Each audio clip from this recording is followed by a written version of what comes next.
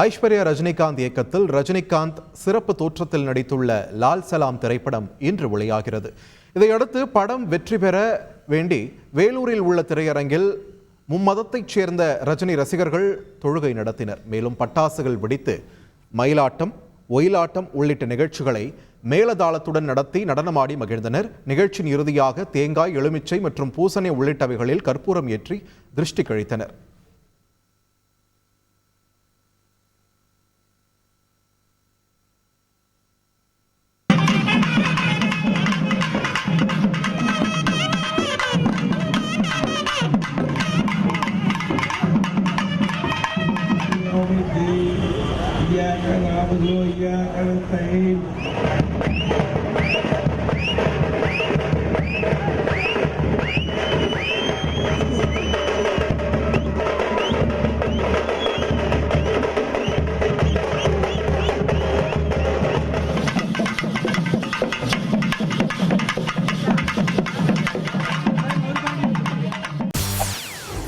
செய்திகளை உடனுக்குடன் தெரிந்து கொள்ள உடனே சப்ஸ்கிரைப் பண்ணுங்க.